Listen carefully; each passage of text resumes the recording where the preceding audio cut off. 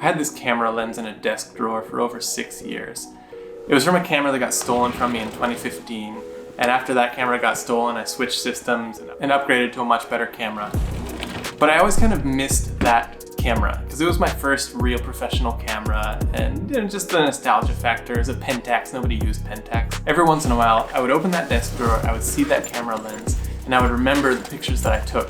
I would be driving along the highway, and I would see something that was a little bit further away and think like, oh man, that lens would be great because it has the reach to get that shot. I got it in my head that if I bought this camera again, it was going to change the way I was going to take photos. I would be taking all these different kinds of photos that I wasn't taking now because I was afraid of taking a big, expensive camera that I need for work. This was going to be my hobby camera, my throw-around camera. The camera that it wouldn't really matter if I got mugged and it got stolen from me because it's kind of cheap on eBay now. So I pulled the trigger. I bought a Pentax K5 II, just like the one I used to have, used on eBay, pretty cheap. I got a good deal. And I had it for almost a month before this one got stolen from my car. Also stolen were 2 pairs of rollerblades that I had in my car. And even though we started this video talking about cameras, we're actually going to talk about rollerblades now. Why? Because I realized pretty quickly that after almost a month of use with that camera, it didn't actually change the way I was shooting photos. I had it in my mind that I was going to be taking all these different photos, I was going to be stopping on the highway, and I was going to be doing this and that. I realized that I was still in just as much of a hurry coming home. I realized that a weather-resistant piece of gear didn't make me want to go out in the rain at night more. The real reason that I wasn't going hiking and taking cityscapes and nightscapes and going on adventures with my camera was more because I wanted to spend time with my family, not because I didn't have the right gear.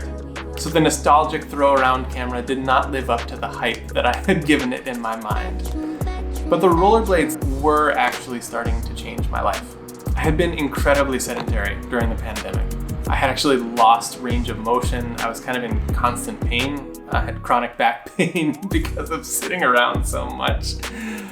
When I strapped on a pair of rollerblades back around Thanksgiving for the first time in almost a decade, it felt really good. I mean, it felt terrible because I was so wobbly and didn't remember how to do pretty much anything, but it was a really good challenge to get my sea legs back, to try to remember all the tricks that I used to do and get exercising again.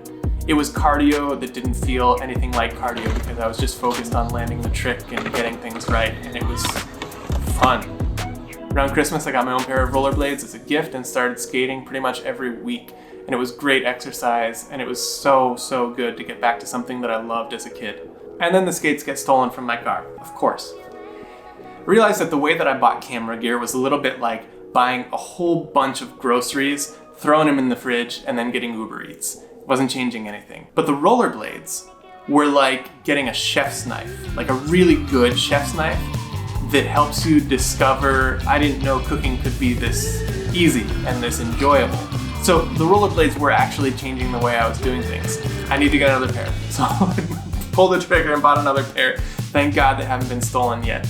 And I am still grinding, still doing the rollerblading thing.